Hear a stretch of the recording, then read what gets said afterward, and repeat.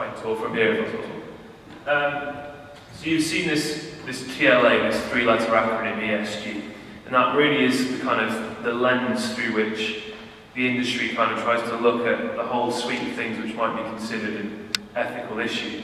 I think it's really interesting from hearing from you guys out there that actually a lot of these issues just seem to be common sense, seem to be more and more mainstream. But if I just chat a little bit about some of these factors that I look into day in day. So starting off on the environmental side, I think, my sort of history observing the industry growing up as I was growing up, seeing the green movement kind of happen in this country in the 80s and the 90s, and remembering being a child watching sort of various stories about Greenpeace and various things about the Exxon Valdez disaster, and that was very much how the issues, the movement was characterised. But now I think the major issue that a lot of people care about when it comes to ethically investing is the climate change issue, and thinking about all those things that are mentioned there, and let's have a sort of climate change nexus. So from biodiversity to waste and the use of natural resources, but also they add up to sort of the major thinking about sustainability. How do we continue to live a life which is in harmony with the environment with which that life is embedded?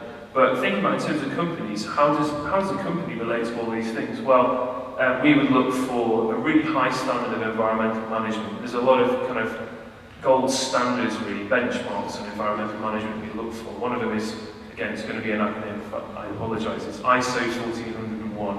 Some of you, if you work in business, might have come across that. That really is the gold standard for assessing independently whether a company has the right policies and practices. So when it comes to the SOI industry, looking at a company's culture, looking at the things it considers day in, day out, we're looking for these external benchmarks which prove that they really are kind of analysing those issues and mitigating those risks.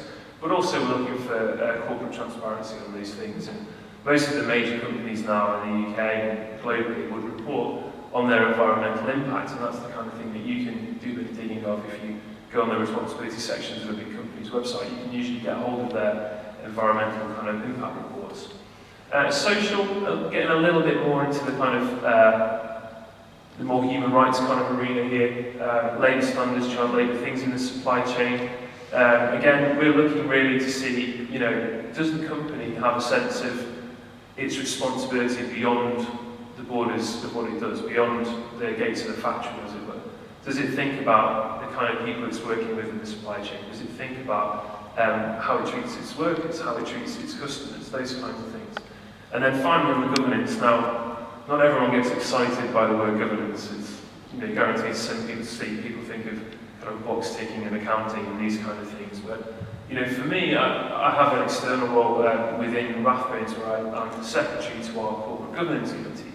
So Rathbones as a whole, we manage 50 billion in investments in the UK, and we've got a small percentage of most companies, I'd say, in the FTSE 100. So us having a view on how a company's managed and the kind of values it puts into its relationship with the world is really, really important. So at Rathbones, we think at a sort of core level, we at least have to have a reasoned view on its board structure. Has it promoted board diversity, those kind of issues? But key things like executive pay. We have a stricter voting policy on the banks, for example. We apply much stricter voting policy. So these are the kind of things that every company, I think, should be pushing, but also it could be something really important for the company to have a good kind of voting track record on when it comes to funds. But I think you can see then we've got the traditional ethical. How does that really relates to what a company does, whereas environmental, social and governance stuff relates to kind of how it does it. So that's the lens through which I look at these issues day to day. I think that's all on that slide. So you might, Vaughan alluded to the different styles you might see in a fund. Now, we've had our chat about ethics, we've had our chat about the subjectivity and the real diverse range of views that even this room would have.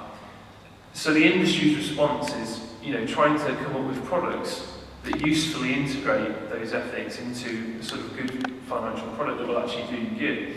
And they've come up with the various these are the various approaches really, sort of trying to resolve the dilemmas that can often be involved. And you know, if we start on the bottom there, we've got our traditional ethical and our faith-based. These have traditionally been the ones which rely quite clearly on exclusions. So on the traditional ethical, we've talked about, you know, armaments, tobacco, alcohol, gambling, those kind of things. But there might actually be, you know, specific faith-based issues, whether it be around sort of various elements of healthcare or whatever it might be. But there's lots of funds out there that have been developed, because they're the sort of longest standing ones. But, you know, I think we've got a steer already from various of our speakers that, you know, actually is just avoiding things enough. I personally think you have to start with avoidance and then move on to the sort of more positive gloss. So the various, again, above that we've got the more sort of positive elements that might be brought into a fund's approach. And I just want to talk a little bit about the engagement bit at the top, because 50% of what I do is churning through company reports, looking through benchmarks across industry, really, you know, working out to the nth degree whether I think a company deserves a high rating on a particular element of environmental, social, governance performance. But once we've invested as Rathbone Green Bank, you know, I feel I have a responsibility to continue to represent the view of the underlying ethical investment to company management. And crucially, I've got a voice. If I were to ring up the company and say I was from Rathbones, I can usually get a meeting within a week or so. But even within Rathbones, you know, the one company on its own isn't enough, and there has to be some effort to sort of coordinate across the industry. And I'm all for individual action, and I think those things are really, really important. But I just want to sort of champion really the benefits of collective action when it comes to engagement. So some of these funds, it's all very well them reporting on what they've done, you know, the companies they've met with, the voting record that they've had that year. But a key thing to ask of a responsible investment company when you come to consider them, to use them, is how are you working together? What sort of things, what sort of issues are you seeking to influence policymakers on? What sort of issues are you addressing across an entire sector? So, I mean, a really good example of the way that kind of collaborative engagement can really make a difference is when there's a perceived kind of gap on an issue that's really important to people in society, but there's not like the kind of regulation or legal obligation on the company to do anything about that. So a great example is something called the Carbon Disclosure Project, which is just in its 10th year, which was at the launch yesterday, or Thursday. And you know, this started off with sort of 20-25 financial institutions pooling their resources and their plans to write to the companies in the UK to say, you know, what are your carbon emissions for this year? And just asking for that core level of transparency. Now, the movement, the Carbon Disclosure Project has grown hugely over the last sort of decade. And now we've got to the situation where I think it's something like 96% of the FTSE 100 companies now report on their carbon emissions, and 70% of the FTSE 250. Now, it took a while, progress is incremental, but now you've got 75 financial institutions representing a huge amount of globally invested capital. I think the figure I gave on Thursday was that a third of globally invested capital is now behind this campaign to get companies to disclose their carbon emissions. As I say, progress can be slow, but I think it's really important to ask the companies that are managing your investments, managing this process, you know, what are you doing on the really big issues to get a real kind of collaborative cloud that companies will actually listen to and answer. So, yeah, that's my sort of championing of responsible engagement. And I think the next slide just explains just the sort of, these are basic three categories. You know, if you come across an ethical fund, it's probably going to be in one of these ethical categories. And hopefully, from what I've said and from what Paul's about to say, you